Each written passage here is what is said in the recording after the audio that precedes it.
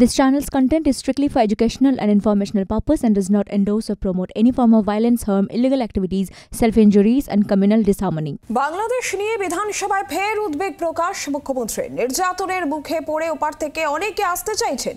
আমাদের এতে কোনো আপত্তি নেই। যারা এটা নিয়ে রাজনীতি করছেন তাদের বলছি, এতে আপনাদের ক্ষতি। আমরা এখানে কোনো দাঙ্গা চাই না। অনেক ফেক ভিডিও বাজারে চলছে। বিদেশ সচিব গিয়েছেন, তাদের বিষয়টা দেখতে দিন। একই সঙ্গে বাংলাদেশ থেকে যারা হুমকি দিচ্ছেন তাদেরও পাল্টা দিয়েছেন আজ মুখ্যমন্ত্রী। কি বলেছেন শুনুন।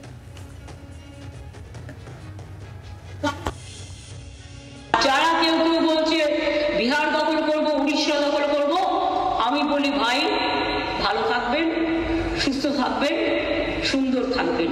কিন্তু এত বড় হিম্মত আপনাদের কেন? কারণ নেই যে বাংলা, বিহার, উড়িষ্যা সব নিয়ে নেবেন আর আমরা বসে বসে ললিপপ খাবো।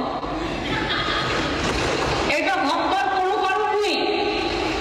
আমরা যথেষ্ট সচেতন নাগরিক এবং আমরা যথেষ্ট সক্রিয়।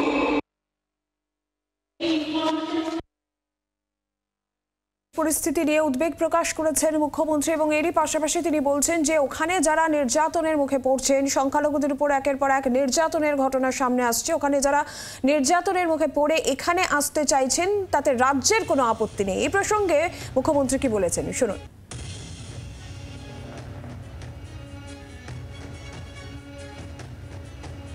অনেকে ওপার বাংলা থেকে এপার বাংলা আসতে চাইছে, কিন্তু তারা ঢুকতে পারছে না। আমাদের কোনো আপত্তি নেই, কিন্তু সেখানে বর্ডার সিকিউরিটি ফোর্স দায়িত্ব নিয়েছেন।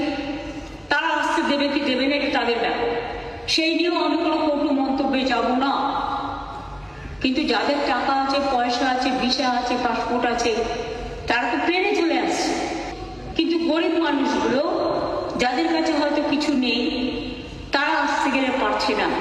তারা বাধা পাচ্ছে বিএসএফ এর কাছে। আমাদের হাতে কিন্তু বর্ডার নেই, এটা মাথায় রাখবেন। আর এরই পাশাপাশি কিন্তু মুখ্যমন্ত্রী মমতা বন্দ্যোপাধ্যায় তিনি এটাও বলছেন যে যারা এই বিষয় নিয়ে রাজনীতি করছেন এটা তাদেরই ক্ষতি। কি বলেছেন শুনুন। বাংলাদেশের রাজনীতির সাথে আমাদের রাজনীতির সম্পর্ক নেই। ওরা কি রাজনীতি করবে সে নিয়ে আমরা কোনো কথা বলতে চাই না। কিন্তু আমাদের দেশে যে ধর্ম নিরপেক্ষতা, যে গণতন্ত্র, যে সংবিধান, আমরা যেন সেটাকে মেনে চলি। আমরা যেন অন্য কোনো উস্কানিতে আমরা যেন কোনো উস্কানি না দিই, এটুকুই আমার আবেদন। বাংলার আওয়াজ, বাঙালির আবেগ, জি 24 ঘন্টা।